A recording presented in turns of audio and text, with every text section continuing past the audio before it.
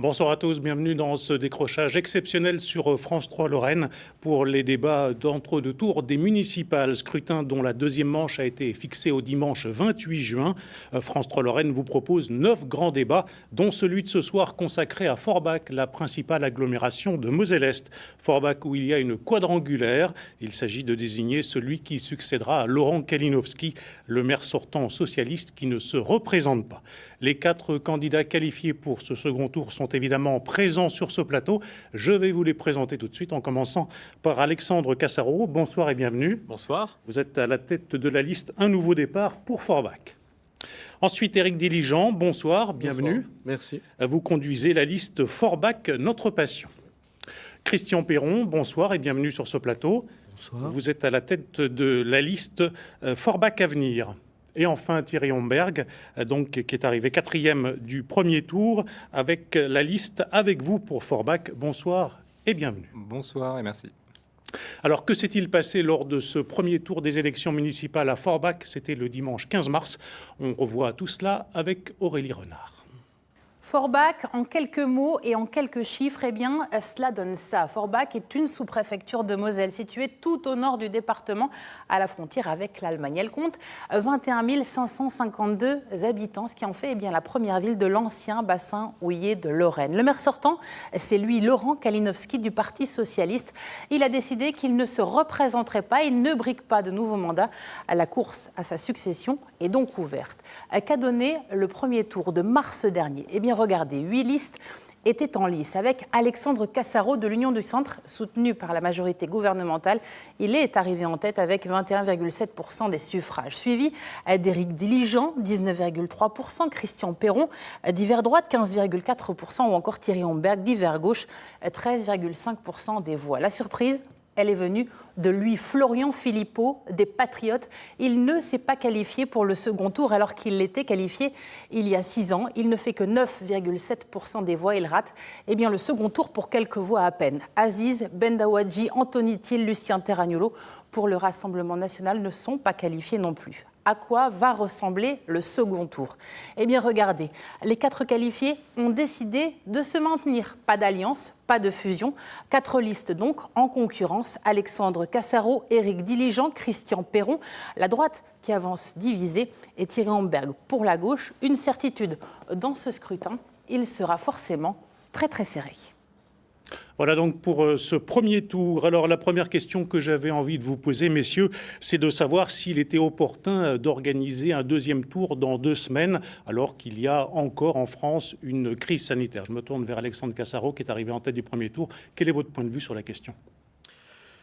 Tout d'abord, j'ai une pensée pour nos concitoyens, ceux qui ont été atteints par le Covid, ainsi que ceux qui ont perdu des proches. J'ai également une pensée pour le personnel soignant qui a été en première ligne lors de cette crise sanitaire. Et en ce qui concerne l'élection municipale, je n'ai pas d'avis précis sur la question parce que je fais totalement confiance aux autorités sanitaires de notre pays. Il fallait bien à un moment donné que la vie démocratique puisse continuer. Éric Diligent, c'est une bonne idée d'organiser ce deuxième tour dans 2 semaines ? Alors, comme on parle du Covid, juste moi aussi, je tiens à remercier les soignants, les secouristes, les forces de l'ordre et avoir une pensée pour ceux qui ont été malades ou ceux qui sont décédés de cette terrible maladie. Moi, je l'avais dit dès le début, je pense sincèrement qu'il aurait été plus opportun de déplacer le scrutin d'une année, comme de décaler toutes les élections, puisqu'en fait, après venait le problème des sénatoriales l'année suivante. Dans les conditions où on était, bon, le choix a été fait de maintenir. On va faire avec, mais personnellement, je pense que c'était plus raisonnable. Voilà. Christian Perron, quelle est votre position sur cette question ? J'ai d'abord une pensée pour l'ensemble des personnes décédées durant cette période, une pensée pour l'ensemble des personnes âgées dans les EHPAD, les maisons de retraite, qui n'ont pas pu voir leur famille. En tant que soignant, j'ai pu voir le désarroi des Forbachois et des Forbachoises. Donc j'aurais préféré un report au mois de septembre, mais nous ne sommes pas maîtres du calendrier. Donc ce sont nos instances nationales et l'État qui décident. Thierry Homberg, vous auriez également préféré un report de ce deuxième tour à la rentrée ? Oui, effectivement. Alors, Comme mes concurrents, j'ai bien sûr une pensée pour toutes les personnes qui sont décédées du Covid. J'ai moi-même été atteint de cette maladie, donc j'en parle aussi en connaissance de cause. Beaucoup de mes colistiers ont été atteints, et il y a 2 des proches de notre liste qui sont décédés, et j'ai une pensée émue pour eux ce soir ici. Bien sûr, je pense aussi à l'ensemble des personnes qui étaient en première ligne, les personnels de soins, les forces de l'ordre, mais bien sûr aussi les caissières dans les supermarchés, enfin toutes les personnes qui ont travaillé lorsqu'il s'agissait pour nous de nous confiner. Alors oui, j'aurais préféré que l'élection soit reportée, notamment je crains fort que l'abstention reste très forte lors du deuxième tour. Elle a déjà été très forte au premier, qui risque de fausser un peu les résultats. C'est justement la question suivante que j'allais vous poser. L'abstention, on l'a vu au premier tour, était très forte à Forbach. Oui. Est-ce que vous craignez encore un niveau d'abstention important pour le deuxième tour? Tout à fait. Je pense que, alors j'espère que les électeurs se mobiliseront un peu plus fortement qu'ils n'ont pu le faire au premier tour, mais je crains fort que ce ne soit pas le cas, notamment pour les personnes les plus âgées, les personnes fragiles qui n'iront pas se déplacer, même si bien entendu l'ensemble des conditions sanitaires seront remplies dans les bureaux de vote. Mais ma crainte est que l'abstention reste très forte et à nouveau fausse l'élection. Est-ce que c'est aussi une crainte pour vous, Monsieur Perron, une forte abstention au deuxième tour qui fausse un peu la donne? Mais tout à fait, on le rencontre. C'est vraiment l'inquiétude des gens. L'inquiétude est là pour eux. La problématique, ça va être un jour le retour du Covid. Ils ne se sont pas encore remis de la première crise. Des familles ont été touchées et donc apparemment, l'abstention, je rejoins Thierry Humbert, je pense que l'abstention sera malheureusement encore forte sur ce deuxième tour. Éric Diligent, il y a des écarts très faibles à l'issue du premier tour parce qu'il y a eu très peu de votants. Est-ce que le fait que tout le monde n'ait pas envie de venir voter au deuxième tour, cela peut changer la donne? Ça aura un impact sur le nombre de votants pour l'un ou pour l'autre. Après, le quantifier, c'est très difficile, mais on sait qu'on est impactés les uns les autres d'une manière ou d'une autre. Et c'est vrai que... On se souvient que le premier tour, c'était quand même très spécial. Il y avait une ambiance très particulière. Oui, et puis les électeurs, aujourd'hui, ont très peur. Je comprends, même si moi aussi, je souhaite qu'il y ait le plus de participation possible. Mais comme on leur fait un petit coup de jarnac au premier tour, c'est-à-dire qu'on a relativisé les choses jusqu'à l'élection, et qu'ensuite on a confiné de manière complète, ils se sont quand même dit qu'on leur a peut-être pas présenté les choses pour le premier tour de la manière la plus sincère, et ça les décourage un peu pour le deuxième. C'est pour ça qu'il faut qu'ils se disent aussi que normalement les conditions sanitaires sont remplies de sécurité pour le vote. Mais bien sûr, je comprends aussi les inquiétudes. Je veux dire, voilà. Alexandre Cassaro, au premier tour, il y a un électeur sur 3 à peine qui s'est déplacé à Forbach. Est-ce que le vote du premier tour a un sens ? Effectivement, il y a eu une forte abstention qui n'était pas due à un désintérêt des Forbachoises ou des Forbachois pour cette élection, mais à une crainte réelle du virus. Et aujourd'hui, il est vrai qu'après 2 mois de confinement, même si l'épidémie a évolué de manière positive, le virus n'a pas disparu. Et donc, il est important de rester prudent, de respecter les gestes barrières, de respecter aussi les distanciations physiques. Et nous espérons effectivement que ce scrutin pourra se dérouler de manière normale afin que nos concitoyens puissent se rendre aux urnes et puis décider de qui sera leur maire demain. Alors vous avez prononcé le mot normal. Est-ce qu'on peut faire campagne de façon normale, sans pouvoir serrer des mains, avec des masques, avec une distanciation importante? Évidemment que non. On sait très bien qu'aujourd'hui, le virus ne se propage que par des interactions physiques. Et donc, c'est en réduisant les interactions physiques qu'on a réussi à réduire la propagation du virus. Donc, il faut continuer à aller dans ce sens, même si, je le disais, l'évolution est plutôt positive. Donc, il faut trouver de nouveaux moyens pour communiquer avec nos concitoyens, utiliser les nouveaux canaux de communication et faire preuve d'un peu d'innovation pour pouvoir transmettre nos idées et notre projet municipal. Éric Diligent, comment on fait campagne avec cette nouvelle donne du coronavirus? On s'adapte, je veux dire, il n'y a pas le choix. Donc le porte-à-porte, c'est terminé, les meetings, c'est fini. Donc on passe plus par les réseaux sociaux, des vidéos. Il reste encore ce qu'ils appellent maintenant, maladroitement, je pense, le boitage, qui est un terme que je n'aime pas beaucoup, mais ce qu'on appelait le tracking avant. Il existe encore des moyens quand même de transmettre le contenu. Mais effectivement, le plaisir qu'on pouvait avoir à faire du terrain au contact du concitoyen, on en est un peu privé quand même. Ça ne nous empêche pas de nous promener, on va dire, mais on ne peut plus aller comme ça trop facilement vers l'électeur et le citoyen. Christian Perron, comment vous faites campagne, vous, personnellement? Écoutez, Cette crise, moi, je l'ai vécue, comme je vous le disais, professionnellement à partir du 17. Donc, je ne me suis pas du tout confiné. J'étais en contact de la population. Et je considère forcément, comme on l'a dit, il y aura moins de participants. Mais je vais au contact de la population depuis déjà plusieurs jours. Et je continuerai à le faire durant les 2 dernières semaines de campagne. Thierry Homberg, nouvelle forme de campagne avec cette crise du Covid. Est-ce qu'il faut se réinventer Bien entendu, il faut se réinventer à chaque fois. Et si on veut diriger une ville comme Forbach, il faut de toute façon, quelque part, se réinventer. Ceci étant dit, c'est clair que faire campagne dans ces conditions-là, c'est quand même très particulier. Les recommandations du comité scientifique, effectivement, qui demandent qu'il n'y ait pas de réunion publique, à ce qu'il n'y ait pas de distribution de tracts dans la rue, ça complique effectivement les choses. D'autant plus que les différents axes de mon programme ont été travaillés justement avec la population, avec ce contact avec la population que j'ai pu avoir, bien sûr, durant les 12 ans de mon mandat, mais aussi durant la campagne. C'est là où le contact se fait de manière très précise et de manière sur les axes, effectivement, sur lesquels on souhaite avancer ensemble avec les Forbachois. Est-ce que, Thierry Homberg, les programmes d'origine ont encore une quelconque valeur aujourd'hui? Parce que les gens, ils ont peut-être autre chose à penser que ce que vous disiez dans vos pré-programmes. Écoutez, j'ai la faiblesse de croire que j'avais un programme, comme sans doute mes concurrents, un programme cohérent, un programme qui déjà mettait en avant un certain nombre d'éléments, bien sûr, qui ont pris avec cette crise une importance tout à fait particulière. Je pense notamment à l'offre de soins sur le territoire, je pense à l'économie, je pense à l'emploi, je pense aussi bien sûr à l'environnement, au cadre de vie, qui sont des éléments importants, qui étaient déjà présents fortement dans mon programme et qu'il faudra encore développer dans les années à venir liées à cette crise. Christian Perron, sur cette question, est-ce qu'on garde le même programme? Est-ce qu'on change tout? Non, nullement. Et puis, je voudrais ici exprimer ma colère envers l'État et les représentants du gouvernement En Marche. Pas un seul masque, pas de test. Moi, j'ai travaillé avec un masque chirurgical pendant 15 jours avec le même. On n'arrivait pas à avoir de matériel. Mon matériel est parti, respirateurs et autres sont partis à l'hôpital Merci, sur demande du ministère de la Santé. Donc c'est une colère importante que j'exprime ce soir. Donc forcément, le programme change. Le programme, ça sera un programme axé surtout sur la santé. Il faudra réviser la crise future, donc la santé. Il faudra prévoir la rentrée scolaire au mois de septembre. Il va falloir prévoir la crise économique et sociale qui va nous tomber dessus au mois de septembre. Ce sont les choses les plus importantes à l'heure actuelle auxquelles il faudra penser. Éric Diligent, le programme naturellement change avec cette crise du Covid? Alors je dirais que le volet santé, par la nature même de la crise, s'étoffe un peu, mais je dirais quand même, là je rejoindrai M. Humbert, que globalement 80% à 90% du programme qui était déjà adapté à différentes problématiques reste. C'est-à-dire par exemple, moi, sur l'hôpital, je me suis toujours battu pour l'hôpital. J'ai manifesté avec les syndicats hospitaliers déjà depuis des années. Je sais bien que Marie-Madeleine est en danger, donc il faut être là.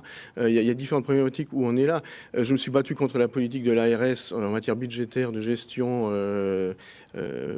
économique de la santé, ce que je combats. Voilà, ça aussi, je me suis battu contre. C'est la politique à M. Macron que je remets en cause. Et donc, autant sur l'économie, j'étais déjà sur un constat de grande précarité à Forbach et il faudra se battre dessus, autant sur la sécurité que sur le reste, que sur le cadre de vie, que sur le logement social. Mon programme, en tout cas, à 80-90%, prévoyait déjà, à moins qu'on augmente parfois les enveloppes, c'est autre chose. Mais pour moi, je veux dire, le volet santé, oui, pour prévoir ce qui a été dit. Mais sinon, le programme était déjà prêt pour prendre en compte des grosses difficultés économiques, sanitaires, sociales et de sécurité. Alexandre Cassero, vous êtes soutenu par La République En Marche. Comment vous prenez ces critiques?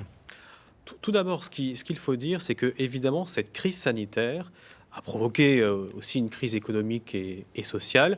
Et toutes les transitions qui étaient en cours dans notre société se sont accélérées pendant cette crise. Donc il est tout à fait normal d'adapter notre projet. Alors, le projet que nous avions constitué avec un nouveau départ pour Forbach est effectivement plus que jamais d'actualité aujourd'hui, mais nous allons y ajouter un certain nombre de volets.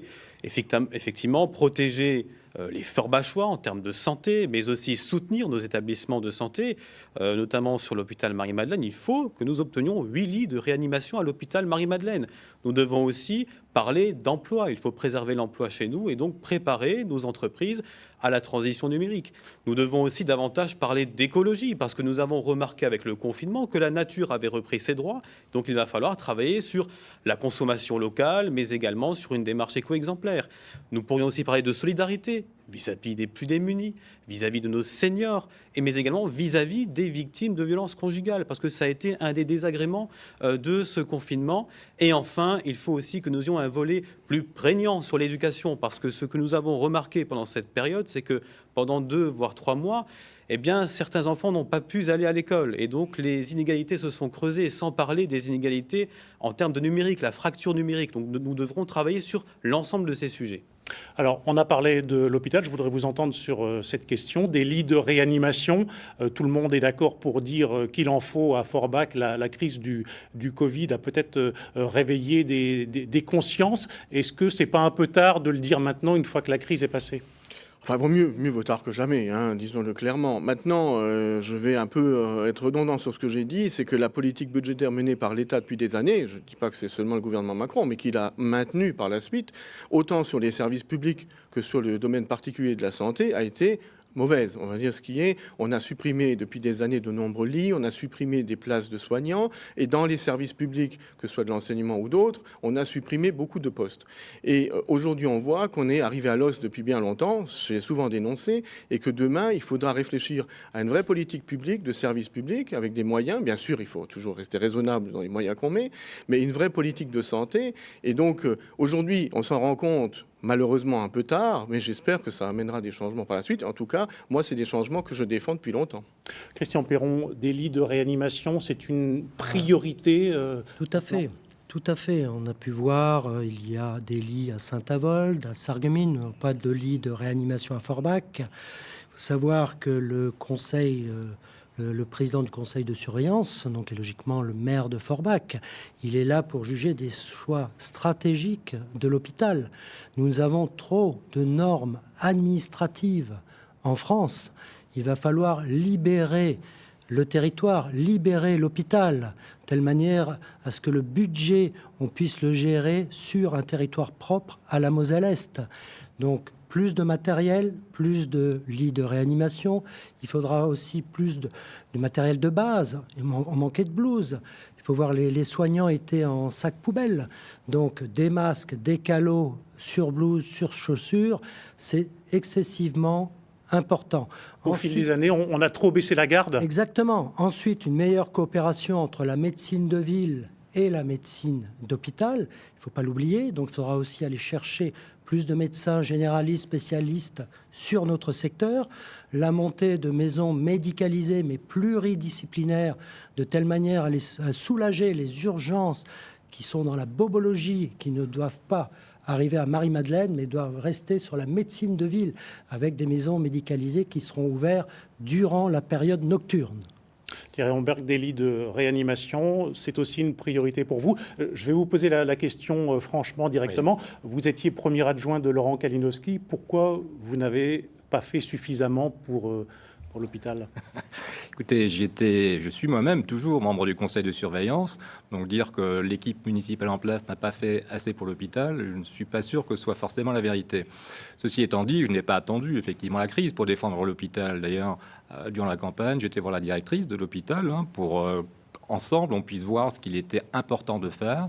Et je rejoins Christian Perron pour dire qu'il faut absolument compléter l'offre de soins au niveau de l'hôpital. Bien sûr, revaloriser aussi la rémunération des personnels de santé qui ont fait quand même un travail admirable et qui sont sous-rémunérés par rapport à leurs homologues européens. Les maisons de santé, l'hôpital a un projet pour en installer une, effectivement, pour soulager notamment les urgences. Dans le cadre de l'ANRU, il est prévu aussi qu'une maison de santé soit installée au niveau du quartier des Bismarck. Ces projets, il faudra les soutenir et les maintenir. Mais aussi, bien sûr, qu'il y ait un travail de concertation entre l'hôpital et la médecine de ville, comme ça a déjà été évoqué. Et il faudra mettre en place aussi, notamment pour les quartiers sur lesquels il n'y a plus de médecins, de la télémédecine aussi. On a vu que durant cette crise, la télémédecine et tout ce qui était contact à distance avait une importance très forte et il faut pouvoir le développer. Alors, je voudrais également qu'on évoque les relations franco-allemandes qui ont été compliquées à l'occasion de cette crise du Covid-19. Les frontières ont été fermées pendant 3 mois, depuis le 15 mars, des semaines très difficiles pour les travailleurs frontaliers qui doivent aller travailler en SAR. Qu'est-ce qui n'a pas fonctionné avec nos voisins? Alexandre Cassaro. Ce qui est certain, c'est que demain, si nous souhaitons vraiment donner un nouveau départ à Forbach, nous ne pourrons pas le faire sans la coopération transfrontalière. Ça, c'est sûr. Nous avons eu un bel exemple pendant cette cette crise sanitaire, et notamment sous l'impulsion du président de la région Grand Est, Jean Rottner, il y a un certain nombre de patients malades du Covid-19 qui ont été pris en charge dans les hôpitaux allemands. Donc ça, il faut aussi le dire. Donc ça, c'est le point positif. C'est un des points positifs, effectivement. Et d'ailleurs, demain, nous devrons aller plus loin dans la coopération sanitaire transfrontalière. Et je me permets d'en parler, puisque nous évoquons le transfrontalier. On ne part pas d'une page blanche. Il existe déjà des accords, notamment avec le Herzzentrum de Völklingen, qui prend en charge des malades atteints de maladies cardiaques. L'hôpital Marie-Madeleine reçoit des patients allemands en neurologie, mais nous devons aller plus loin. Et notamment, nous, ce que nous proposons, c'est de donner une impulsion et en travaillant avec l'État, la région et l'Union européenne, mettre en place entre la Moselle-Est et la Sarre une zone organisée d'accès aux soins transfrontaliers. Ça consiste en quoi? Ça signifie que les habitants de part et d'autre de la frontière pourraient donc se faire soigner dans les hôpitaux allemands ou français. C'est quelque chose qui a été expérimenté le long de la frontière franco-belge, qui marche très bien, et donc nous souhaitons l'expérimenter aussi chez nous. Pour le reste, la coopération transfrontalière, évidemment que c'est essentiel parce que nous avons un certain nombre de travailleurs qui, tous les jours, vont se déplacer en Sarre. Mais demain, si nous souhaitons que Forbach soit une ville attractive, nous devrons aussi attirer les consommateurs sarrois chez nous. Et là, je pense notamment à l'Action Cœur de Ville, qui est une occasion historique pour redynamiser notre cœur de ville. Et donc, nous devrons travailler sur du commerce de qualité, commerce de différenciation, sur un marché des saveurs. Nous le communiquerons auprès des Sarrois et nous ferons en sorte qu'ils viennent davantage chez nous. Éric Diligent, qu'est-ce que vous dites aux travailleurs frontaliers qui ont eu d'énormes difficultés pour avoir ne serait-ce que des informations? On a vu déjà la cacophonie sur la réouverture des frontières entre la France et l'Allemagne. On a l'impression que la communication entre Français et Allemands ne passe pas. Alors, il y a eu un peu panique à bord à certains niveaux de certaines frontières et chez nous aussi en partie. Les Allemands ont vu énormément de cas de Covid chez nous quand il y en avait raisonnablement moins chez eux. Et ça a créé une espèce de psychose, ce qui a fait qu'ils ont fermé rapidement, qu'on n'a pas pu passer. Pour les travailleurs, ça a été un gros problème, c'est vrai. Enfin, ils ont quand même assez rapidement permis avec des certificats pour certains de... D'ailleurs, je vous dirais sincèrement, si on prend vraiment la situation telle qu'elle s'est passée, ils ont même préféré mettre des travailleurs allemands finalement au repos et laisser passer les travailleurs frontaliers français à un moment donné. Donc bon, mais effectivement, la coopération franco-allemande que je défends depuis toujours, il ne faut pas non plus qu'elle devienne un alibi. Moi, ce que je critique sur les dernières années, c'est qu'à chaque fois que je venais et que je disais que en termes d'offres de soins hospitalières et d'autres offres de soins, on est quand même de plus en plus faible, on me répondait oui, mais on a la coopération franco-allemande, comme si, on va dire, on nous affaiblissait d'un côté et que les Allemands pouvaient compenser de l'autre. Or, on voit bien que quand on ferme une frontière, c'est plus pareil. Je veux dire, on ne peut pas aller vers une offre de soins partagée. Et donc, moi, je veux un hôpital fort, des services de soins et de santé forts aussi. Il faut effectivement encourager les médecins à revenir sur Forbach. Il faut faire pour les jeunes qui font des études de médecine qui n'ont pas les moyens, leur donner des bourses. En contrepartie, on est avec un engagement de rester, par exemple, s'installer sur Forbach ou sur l'Aglo. Il y a des tas de mesures qu'on peut prendre pour améliorer l'offre de soins, mais il est clair qu'aujourd'hui, on ne peut pas simplement se dire qu'il y ait on va dire comme un passe commun médical pour les deux côtés, c'est formidable. Mais il faut quand même qu'en France, on ait les moyens de se soigner. Je reviens juste sur Action Cœur de Ville, qui, à mon sens, est un projet qui, à l'heure actuelle, est mal orienté et qui va coûter très cher, mais qui n'augmentera pas l'attractivité de la ville pour les Allemands qu'on veut faire venir chez nous. Il faut une vitrine numérique, certes, pour les commerçants, il faut faire la publicité de nos commerçants, mais il faut surtout rendre nouveau un commerce de centre-ville attractif à Forbach par différentes mesures, comme le rachat des cellules pour les relevés à moitié prix, la rénovation et d'autres mesures qui feront que Forbach demain fera de nouveau revenir les Allemands, là pour l'aspect plutôt consommation. Christian Perron, est-ce qu'il a manqué un leadership sur la zone de Forbach dans cette crise du Covid-19 ? Alors, la question est un peu différente. Moi, vous aviez posé une question sur les frontières. J'aimerais bien y répondre. Répondez. Il y a deux choses. Les concurrents parlaient de l'offre de soins. L'offre de soins en Allemagne, ce que l'on recherche, c'est une offre de qualité avec des services spécialisés. C'est ce que l'on a aussi en France sur le pôle pédiatrique et gynécologique à Marie-Madeleine. Donc le but, c'est d'avoir des pôles ultra spécialisés qui soient très proches de chaque concitoyen. Ensuite, sur la fermeture des frontières, il faut savoir que ça a démarré en Italie. Voyant que l'Italie n'arrivait pas à gérer son problème, les frontières ont été fermées tardivement, mais ont été fermées. Ensuite, nous avons eu le problème en France, je reviens sur ce que je disais tout à l'heure, pas de test, pas de masque. Je rejoins Éric Diligent sur un cas important de malades en Alsace, en Lorraine, donc dans la région Grand Est, et il y a eu une panique du côté sarrois avec une fermeture de ces frontières, et ensuite ça a été aménagé pour les travailleurs transfrontaliers. Plus spécifiquement par rapport aux travailleurs frontaliers, ils ont eu des difficultés pour aller travailler en Allemagne puisque les frontières étaient fermées. Ils ont dû faire des détours importants. Tout à fait. Et puis moi, j'ai eu au sein de ma consultation des personnes en pleurs parce que ça faisait 30 ans qu'elles travaillaient en Allemagne. Elles se sont fait taguer la voiture, traiter de sale française. Il faut avoir ça en face de soi, il faut le comprendre. Alors bien sûr, c'est une minorité, je pense, de Sarrois qui ont réagi de cette manière-là, mais ça change peut-être aussi la manière de voir la suite, tout simplement. Thierry Ambert, je vous pose la question, est-ce qu'il manque en zone frontalière un leadership? On a l'impression que chacun fait de son côté, arrange ses petites affaires et qu'on a du mal à trouver une position commune entre Français et Allemands. Il paraît clair qu'il y a une faille de l'Europe. C'est au niveau européen que la fermeture des frontières aurait dû se décider. Elle s'est décidée pays par pays en fonction de l'avancée de la crise. Et je rejoins Christian Perron pour dire que c'est sûr que du fait du manque de masques, du fait de manque de tests qu'on a pu avoir de ce côté-ci de la frontière, les Allemands ont sans doute eu peur. C'est une réaction qui est humaine. Alors, on peut effectivement condamner les quelques réactions de méfiance et même les attaques qu'il y a pu y avoir par les frontaliers, mais ça reste une minorité. Alors, l'histoire du leadership, il existe quand même un Eurodistrict que l'on a développé maintenant depuis 10 ans au sein du territoire et sur lequel des travaux ont été menés. Alors, c'est vrai que ça manque peut-être d'une incarnation. Peut-être que le président de l'Eurodistrict devrait avoir plus de pouvoir et avoir un rôle plus important. Ceci étant dit... On n'en a pas entendu parler. On en a peu entendu parler. C'est actuellement le maire de Sarrebruck, pour ne citer personne. Et ceci étant, je crois que malgré tout, les relations de confiance qu'on a pu créer à travers cet Eurodistrict, à travers les jumelages, etc., qu'ont les communes de chaque côté de la frontière, le dialogue s'est poursuivi au niveau local, mais c'est à un niveau supérieur où les choses sont effectivement restées bloquées. Thierry Ambert, je reste avec vous puisque maintenant on va aborder les questions autour de l'attractivité de Forbach. Que faire pour relancer le commerce alors que beaucoup de structures ont été fragilisées par cette crise sanitaire? Vous proposez par exemple l'exonération des taxes sur les terrasses pour cet été. Racontez-nous un peu cette idée. Je crois qu'il y a des mesures d'urgence à prendre très rapidement et des mesures à moyen et à long terme. Par rapport aux mesures d'urgence, il y a effectivement l'exonération des taxes sur les terrasses, ainsi que l'exonération sur les taxes sur la publicité extérieure, auxquelles effectivement les commerces ont aussi à faire face.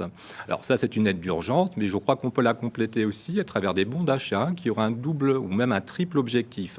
Les bons d'achat distribués à la population, qui remettraient donc du pouvoir d'achat, qui permettraient de faire tourner le commerce local. Et j'imagine aussi que ces bons d'achat pourraient être notamment distribués à travers des associations forbachoises qui, elles, connaissent le réseau et les personnes qui sont en difficulté. Donc, ce serait une triple action, redynamiser l'action des associations, redynamiser le commerce local et donner effectivement du pouvoir d'achat. Ça, c'est à court terme. À plus long terme, effectivement, l'action cœur de ville. Alors, j'ai eu l'occasion durant la campagne de dire que je n'étais pas d'accord avec l'ensemble des actions cœur de ville. Ceci étant, c'est une action qui est absolument indispensable. Je ne suis pas d'accord avec la halle marchande, je ne vais pas y revenir longuement, mais en tout cas, on a besoin de densifier à nouveau la population du cœur de ville. Nous avons beaucoup de logements qui sont vides, des logements qu'il faut réhabiliter. Je crois que les loyers les loyers des cellules commerciales sont beaucoup trop élevés. Donc là aussi, il faut qu'on négocie avec les propriétaires pour qu'ils acceptent de baisser ces loyers. Et par ailleurs, je propose qu'au niveau de la communauté d'agglomération ou même au niveau de la ville, on puisse apporter une aide à l'installation des jeunes commerçants ou artisans qui s'installeraient en cœur de ville, une aide qui serait liée à leur chiffre d'affaires. Bien sûr, plus le chiffre d'affaires monte, plus l'aide sera baissée et l'aide sera limitée dans le temps. Et on sait que c'est au départ, quand un commerce s'installe, qu'il a besoin d'une aide la plus importante. Christian Perron, quelles sont vos propositions pour relancer le commerce à Forbach dans un contexte difficile, budgétaire difficile? Difficile, le petit commerce souffre d'une manière importante sur Forbach. Vous avez la zone piétonne qui est en souffrance, il y a des travaux qui s'éternisent. Donc, c'est pas bon pour l'image de marque, ça. Exactement. Pour ma part, je rejoins sur le fait, dans le cadre de la mairie, de racheter peut-être quelques cellules et de les louer à loyer modéré à de futurs commerçants qui veulent s'installer sur notre ville. Mais surtout, je prendrai une partie des crédits alloués sur Cœur de Ville sur 2 axes. Un axe déjà qui est prévu dans le cadre de l'ANA avec une revalorisation urbaine de l'habitat pour le centre-ville, ce qui permettra de retrouver des habitants au cœur de ville.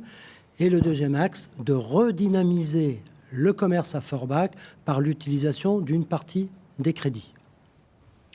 Monsieur Diligent, est-ce qu'il faut une sorte de plan Marshall pour le commerce à Forbach? Le plan Marshall, je l'avais déjà proposé. Je suis ravi que M. Perron me rejoigne sur l'idée du rachat des cellules pour les rénover et les relouer à moitié prix, car effectivement, il y a un gros problème sur les loyers. Il y a aussi un gros problème d'animation sur le centre-ville de Forbach, parce que si vous regardez, il n'y a plus grand-chose en termes d'animation qui draine du monde. Le marché de Noël est vraiment squelettique. Vous n'avez plus de vraies fêtes d'été, de fêtes de la musique ou de fêtes de la choucroute comme on en avait. C'est des choses qu'il faut entièrement rebâtir, parce qu'il faut aussi de l'animation dans une ville. On parle d'action cœur de ville. Je suis entièrement d'accord sur l'idée de reprendre les crédits pour en faire autre chose. Mais moi, je dirais qu'il faut déjà refaire aussi les routes, parce que les gens ne veulent même plus circuler dans Forbach, parce qu'il faut, maintenant, d'après eux, il faudrait quasiment un 4x4 de dernière génération pour réussir à rouler sans casser ses essieux. Il faut... Avec un plan de circulation compliqué. Oui, alors, moi, personnellement, je suis pour arrêter le projet Action cœur de ville dans son état actuel et de réfléchir à, on va dire, à réattribuer les crédits sur, je vous dis, les routes, sur les commerces, sur autre chose. Pour les commerces eux-mêmes, on a déjà une taxe qui existe, ça s'appelle la TASCOM, qui est encaissée par la communauté d'agglomération, qu'elle utilise pour son fonctionnement, alors qu'elle devrait servir comme outil de redistribution pour le rachat des cellules, pour l'animation. Il y a 1 million qui rentre. Moi, j'avais proposé qu'on en reprenne 500 000 pour le commerce de Forbach. Donc là, je vous dis bien d'où je prends l'argent. Et ensuite, il y a tout un problème. Il y a aussi la sécurité, malgré tout, qu'il faut rétablir au centre-ville. Il faut des brigades de police municipale qui soient constamment là. On va rester sur le commerce. Je vais passer mais tout marche ensemble. Je veux dire, Je vais passer la parole à Alexandre Cassaro. Quelles sont vos propositions pour relancer le commerce à Forbach? Alors, vous l'avez dit, il y a un certain nombre de structures qui ont souffert pendant cette crise et la région Grand Est a été au rendez-vous puisque nous avons mis en place un fonds résistance de 44 millions d'euros qui vient en aide aux très petites entreprises et aux associations. Et parmi ces très petites entreprises, un certain nombre de commerces ont pu bénéficier déjà de cette aide. En ce qui concerne le commerce de centre-ville, il y a l'action Cœur de Ville, je le disais, une occasion historique. Nous avons 3-4 ans pour rebâtir le centre-ville et lui donner une nouvelle identité. D'ailleurs, j'avais eu l'occasion de m'exprimer là-dessus lors du précédent débat. Et moi, ce que je souhaite, c'est avoir un centre-ville qui soit compartimenté en 3 zones. Donc une première zone de Coccinelle jusqu'à l'église, qui soit 100% commerçante, avec un vrai manager de centre-ville à qui on laisse des marges de manœuvre, qui attirerait de nouveaux commerçants. La deuxième partie de la ville, donc la zone piétonne plus la place Aristide-Briand, qui serait consacrée à l'artisanat, à la culture et à l'animation, parce que c'est vrai, il est important de pouvoir animer la ville, ça attire du flux. Et enfin, le bas de la ville, un pôle de santé. Il y a actuellement notamment une maison de santé que j'avais accompagnée en tant que conseiller régional. Il y a également une pharmacie. Je suis désolé, M. Cassaro, de vous interrompre. C'est une maison médicale avec un médecin qui travaille à mi-temps à Saint-Avold, à mi-temps à Forbach. Il arrête à 18h30. C'est un projet privé avec 3 infirmières et une sophrologue. Ce n'est pas dans le cadre de l'ARS de la définition d'une maison médicalisée pluridisciplinaire. Et c'est justement dans ce cadre que nous sommes en train d'accompagner le docteur Wana, pour le citer, afin qu'il rentre dans le cadre de l'ARS et qu'il devienne véritablement une maison pluridisciplinaire. C'est actuellement une maison, effectivement, de santé. Mais donc, nous souhaitons faire de cette troisième partie de la ville un pôle de santé. Après, il y a aussi un atout, touristique que nous devons explorer avec la proximité de l'Allemagne. Nous souhaitons mettre en place un marché des saveurs, j'en parlais tout à l'heure, et attirer les Sarrois chez nous. Mais il y a aussi une dernière chose dont je voudrais parler, c'est qu'on a remarqué pendant ce confinement qu'un certain nombre de commerces ont dû s'adapter et ils ont utilisé des nouveaux modes de consommation. Je pense à l'achat en ligne, je pense au drive, je pense à la livraison et donc il faudrait que ces commerces puissent continuer à utiliser ces nouveaux modes de consommation et donc nous les accompagnerons en ce sens. Une petite question politique avant de passer à la conclusion déjà de ce débat. Alexandre Cassaro, vous avez fini en tête du premier tour, mais les écarts en nombre de voix sont très réduits par rapport à vos adversaires. Quelle sera votre stratégie pour ce second tour? Disons que, effectivement, je suis arrivé en tête de ce premier tour et je tiens à remercier les électeurs pour la confiance qu'ils m'ont accordée. Et c'est le reflet, je pense, de la volonté des Forbachois d'un nouveau départ pour Forbach. Ok. Merci. Monsieur Diligent, parce qu'on a des temps de parole à respecter. Monsieur Diligent, vous êtes arrivé en deuxième position de ce premier tour. Est-ce que les voix des électeurs de Florian Philippot vous intéressent ? Moi, vous savez, je ne pense pas qu'on estampille les électeurs en fonction de qui ils ont voté au premier tour. Moi, j'essaie de rassembler les Forbachois autour d'un projet. Si les électeurs de Florian Philippot ou de M. Bendawadji ou de n'importe lequel adhèrent au projet que je veux porter pour Forbach, écoutez, vous savez, je veux dire, on va tous prendre les électeurs qui voteront pour nous, je pense, autour de cette table. Donc pourquoi spécialement celui... Je pense que vous faites allusion au programme sur la sécurité, parce que je veux agir sur la sécurité et sur la migration économique. Oui, c'est sûr que peut-être que ça aura un attrait attractif pour eux, mais c'est pas, je ne vise pas, je m'occupe aussi de logement social dans mon programme, je m'occupe aussi de santé, d'économie.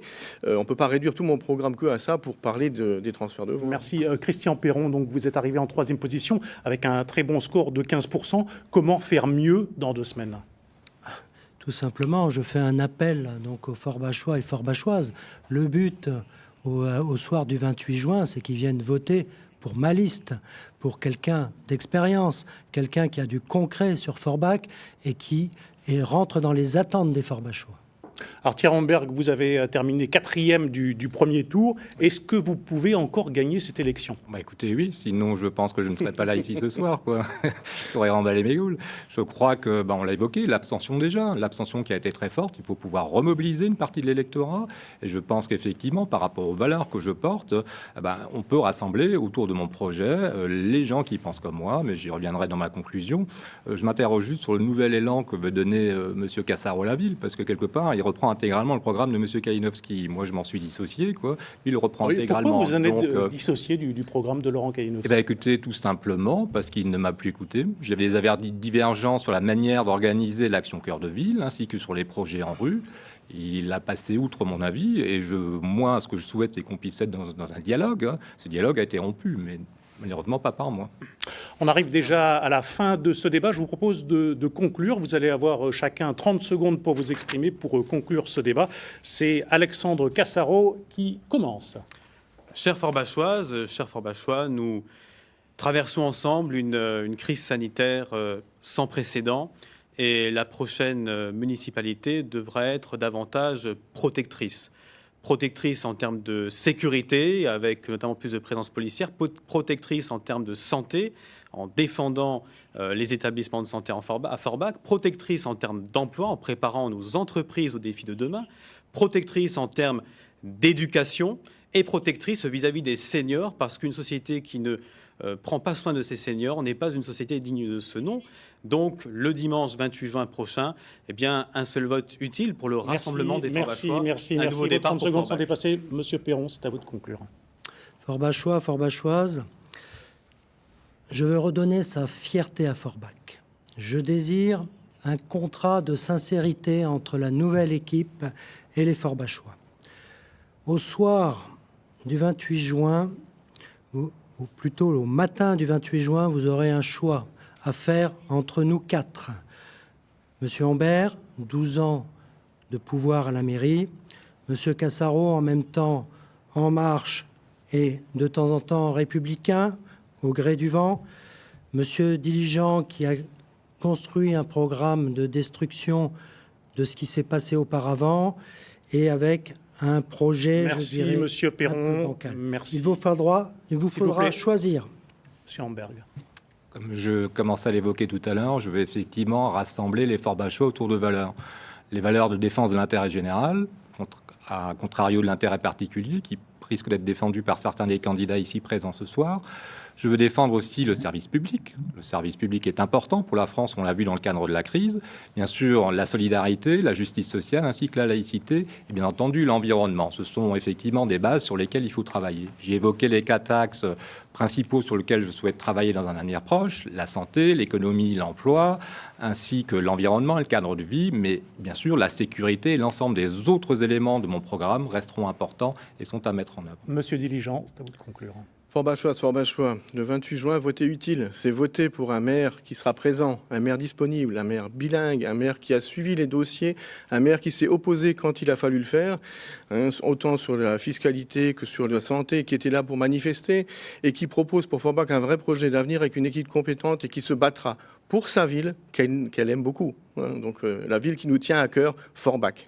Merci Monsieur Diligent, merci à vous d'avoir participé à ce débat. Dans un instant, le 19-20, demain, le grand débat des municipales consacré à Longwy. Vous retrouverez Jean-Philippe Tranvoise. Très belle soirée à tous.